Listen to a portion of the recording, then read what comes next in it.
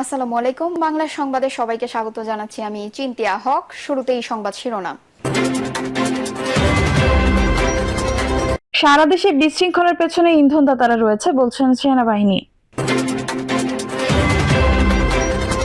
এদিকে ভারতের সংসদে বাংলাদেশ নিয়ে আলোচনা। জানাবো ফ্যাসিবাদ যে কোনো সময় ফিরে আসতে পারে, আশঙ্কা মির্জা ফখরুলের। ইসকন নিষিদ্ধে ব্যর্থ হলে আলেম সমাজ প্রতিরোধ গড়ে তুলবে বলছেন মামুনুল। এবং সর্বশেষ জানাবো গুজবে কান্না দিয়ে অস্থিরতা সৃষ্টি না করার আহ্বান। দর্শক শুনছিলেন সংবাদ শিরোনাম, এখন বিস্তারিত। সারা দেশে বিশৃঙ্খলার পেছনে ইন্ধনদাতারা রয়েছে বলছেন সেনাবাহিনী। সম্প্রতি সারা দেশে চলমান বিশৃঙ্খলার পেছনে উদ্দেশ্যমূলক ইন্ধন দেখছে সেনাবাহিনী। তবে এই ইন্ধনদাতা কারা, তাদের সুনির্দিষ্ট পরিচয় সেনাবাহিনীর কাছে নেই। দেশের আইন শৃঙ্খলা রক্ষায় গত 2 সপ্তাহে সেনাবাহিনীর কার্যক্রম সম্পর্কে ধারণা দিতে এই সংবাদ সম্মেলনের আয়োজন করা হয়। কর্নেল ইন্তেখাব হায়দার খান বলেন, সেনাবাহিনীর পদক্ষেপের কারণে অনেক ঘটনা শেষ পর্যন্ত ঘটেছে না, যেগুলো ঘটছে সেগুলো যেন থেমে যায়, সেজন্য দ্রুত পদক্ষেপ নিচ্ছে সেনাবাহিনী। তবে ছাত্র ও শ্রমিকদের মতো সাধারণ জনগণের বিরুদ্ধে যখন সেনাবাহিনীর শক্তি প্রয়োগের বিষয় আসে তখন অনেক চিন্তা করে এগোর সেনাবাহিনী। সেজন্য হয়তো অনেকে মনে করতে পারেন যে আইন শৃঙ্খলা বাহিনী যথাযথ পদক্ষেপ নেয়নি। রাজধানীর যাত্রাবাড়িতে অনেক পরে সেনাবাহিনীর উপস্থিতি দেখা গেছে এবং তারা আসার পরেও তেমন ভূমিকা কেন দেখা যায়নি জানতে চাইলে কর্নেল ইত্তেখাব বলেন, এই ছাত্ররাই কিন্তু আন্দোলন করে দেশের এমন একটা পরিবর্তন এনেছে। আমরা সবাই আশা করছি যে দেশটা একটা ভালো দিকে যাবে। ছাত্ররাই যখন কারো ইন্ধনের পরিস্থিতি না বুঝে সাময়িকভাবে ডিরেক্ট হয়ে যাচ্ছে, তখন তাদের বিরুদ্ধে আমরা যদি শক্তি প্রয়োগের কথা চিন্তা করি তখন আমাদের কিন্তু অনেক চিন্তা করে কাজটা করতে হবে। আমরা আশা করি ছাত্ররা বা সাধারণ মানুষ যারা আছে প্রত্যেকে নিজ নিজ দায়িত্ব বুঝবেন। আর সামাজিক মাধ্যম বা যে কোনো মাধ্যমে কোনো উস্কানি এলে সবাই যেন যাচাই করার চেষ্টা করেন যে আসলে ঘটনাটি কি ঘটছে। ভারতের সংসদে বাংলাদেশ নিয়ে আলোচনা। গণ অভ্যুত্থানের সাবেক প্রধানমন্ত্রী শেখ হাসিনার পতনের পর থেকে ভারত অভিযোগ করে আসছে বাংলাদেশে হিন্দু সহ অন্যান্য সংখ্যালঘু ব্যাপক নির্যাতনের শিকার হচ্ছেন। হিন্দুদের শত শত মন্দির, ঘরবাড়ি, ব্যবসা প্রতিষ্ঠান জ্বালিয়ে দেওয়ার মতো অতিরঞ্জিত খবর প্রকাশ করেছে ভারতীয় গণমাধ্যম। এসবের জবাবে অন্তর্বর্তী সরকারের প্রধান উপদেষ্টা ডক্টর মোহাম্মদ ইউনূস ভারতীয় সাংবাদিকদের বাংলাদেশে এসে সরেজমিন প্রতিবেদন করার আহ্বান জানিয়েছিলেন, কিন্তু তা সত্ত্বেও তাদের অতিরঞ্জিত কথিত অভিযোগের বিষয়ে সংবাদ প্রকাশ করা বন্ধ হয়নি।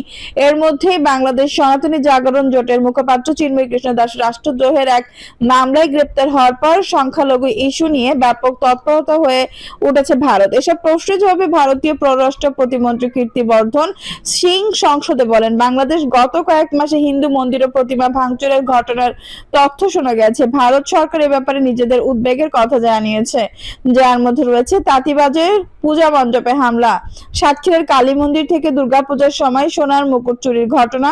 তিনি বলেন, ভারত সরকার হিন্দু সহ সব সংখ্যালঘু প্রার্থনা স্থলের নিরাপত্তা নিশ্চিতে বাংলাদেশ সরকারের প্রতি আহ্বান জানিয়েছে। এছাড়া সংখ্যালঘু সহ দেশটির সব নাগরিকের নিরাপত্তা নিশ্চিতের দায়িত্ব অন্তর্বর্তী সরকারের বলে জানিয়ে দিয়েছে ভারত। এদিকে সনাতনী জাগরণ জোটের মুখপাত্র চিন্ময় কৃষ্ণ দাসকে গ্রেপ্তার এবং পরবর্তী ঘটনাবলী নিয়ে ভারতের প্রধানমন্ত্রী নরেন্দ্র মোদীর সঙ্গে বৈঠক করেছেন দেশটির পররাষ্ট্রমন্ত্রী এস জয়শঙ্কর। তারা দুজন বাংলাদেশের সংখ্যালঘুদের উপর সাম্প্রতিক নির্যাতন বেড়ে যাওয়ার কথিত অভিযোগ নিয়ে আলোচনা করেন। অন্যদিকে ভারতের পশ্চিমবঙ্গ প্রদেশের মুখ্যমন্ত্রী মমতা বন্দ্যোপাধ্যায় বাংলাদেশের বর্তমান পরিস্থিতি নিয়ে উদ্বেগ প্রকাশ করলে তিনি জোর দিয়ে বলেছেন, অন্য দেশের বিষয়ে হয় এটি নিয়ে তিনি মন্তব্য করতে স্বাচ্ছন্দ্য বোধ করেন না। বৃহস্পতিবার পশ্চিমবঙ্গের বিধানসভায় দেওয়া বক্তৃতা বাংলাদেশের সাম্প্রতিক পরিস্থিতি নিয়ে এমন মন্তব্য করেন তিনি। বক্তৃতায় মমতা বন্দ্যোপাধ্যায় বাংলাদেশের বিষয়ে নিজের অবস্থান স্পষ্ট করে বলেছেন, এই সমস্যাটি কেন্দ্রীয় সরকারের সমাধানের বিষয় এবং তার রাজ্য সরকার কেন্দ্রের সিদ্ধান্ত মেনে চলবে। পশ্চিমবঙ্গের মুখ্যমন্ত্রী বলেন, বাংলাদেশ একটি ভিন্ন দেশ, ভারত সরকার এটি দেখবে। এটা আমাদের এখতিয়ারের মধ্যে পড়ে না। আমাদের এটি নিয়ে কথা বলা বা হস্তক্ষেপ করার কথা নয়। আমরা ভেতরে ভেতরে দুঃখ পেলেও কেন্দ্রের নির্ধারিত নীতি অনুসারী করি। বাংলাদেশের পরিস্থিতি নিয়ে তিনি পশ্চিমবঙ্গ প্রদেশে ইসকনের প্রতিনিধিদের সাথে কথা বলেছেন বলে জানিয়েছেন। তবে ইসকনের নেতাদের সঙ্গে কি ধরনের আলোচনা হয়েছে সেই বিষয়ে বিস্তারিত জানাননি তিনি। ফ্যাসিবাদ যে কোনো সময় ফিরে আসতে পারে, আশঙ্কা মির্জা ফখরুলের। ফ্যাসিবাদ যে কোনো সময় ফিরে আসতে পারে এমন আশঙ্কা প্রকাশ করে বিএনপি মহাসচিব মির্জা ফখরুল ইসলাম আলমগীর বলেছেন, আজকে আমরা দুর্ভাগ্যজনকভাবে এমন কতগুলো কাজ করছি যে কাজগুলোর মধ্য দিয়ে ফ্যাসিবাদে ফিরে আসার আশঙ্কা অনেক বেড়ে গেছে। তিনি বলেন, ফ্যাসিবাদ পরাজিত হয়েছে, ফ্যাসিবাদ যে কোনো সময় আবার ফিরে আসতে পারে। আমরা সেই রাস্তা যেন তৈরি করে না দেই। আজকে আমরা দুর্ভাগ্যজনকভাবে এমন কতগুলো কাজ করছি যে কাজগুলোর মধ্য দিয়ে কিন্তু ফ্যাসিবাদে ফিরে আসার আশঙ্কা অনেক বেড়ে গেছে। আমাদের এখন ঐক্যবদ্ধভাবে সামনে এগিয়ে যাওয়ার সময়। মির্জা ফখরুল বলেন, পরিকল্পিতভাবে ভয়াবহ অবস্থা তৈরির চেষ্টা হচ্ছে, আন্দোলনকে ভিন্ন দিকে নেওয়া হচ্ছে। এতদিন ধরে যে ত্যাগ প্রিয় মানুষের চলে যাওয়া, সবকিছু ছাড়িয়ে কেমন যেন একটা ভয়াবহ অবস্থা তৈরি হচ্ছে। অত্যন্ত পরিকল্পিতভাবে পতিত ফ্যাসিবাদ এই অবস্থা তৈরি করছে। যারা ফ্যাসিবাদের বিরুদ্ধে লড়াই করেছে তারা কেন বিভাজন তৈরি করছে এমন প্রশ্ন রাখেন তিনি। বিভিন্ন জায়গায় বিভিন্ন কথা শুনলে ভয় লাগার কথা জানিয়ে ফখরুল বলেন, পুরো আন্দোলনকে ভিন্ন দিকে নেওয়ার চেষ্টা করা হচ্ছে। দেশে 53 বছর হয়ে গেল, এখন পর্যন্ত শান্তিপূর্ণভাবে ক্ষমতা হস্তান্তর করা যায়নি। সবসময় যুদ্ধ লড়াই, রক্ত ঝরানো হচ্ছে। ইসকন প্রসঙ্গে ভারতের গণমাধ্যম থেকে তাকে প্রশ্ন করা হচ্ছে, জানিয়ে মির্জা ফখরুল বলেন, তাদের এটাই প্রশ্ন, ইসকনের ব্যাপারে কি করছেন। প্রশ্নটি উদ্দেশ্য প্রণোদিত একটা অবস্থা তারা তৈরি করতে চায়। প্রথমবার ব্যর্থ হয়েছে, আবার তারা তৈরি করতে চায় আমরা যে সেখানে বিভাজন তৈরি না করি। তরুণদের উদ্দেশ্যে বিএনপি মহাসচিব বলেন, আপনারা অনেকে দায়িত্ব এসেছেন, এই দায়িত্বটাকে দায়িত্বশীলভাবে পালন করতে হবে, গোটা জাতিকে সামনে রেখে পালন করতে হবে। আমরা এমন কিছু করব না, এমন কোনো হঠকারিতা করব না যে হঠকারিতার মধ্য দিয়ে আমরা আবার অন্ধকারের মধ্যে চলে যাব।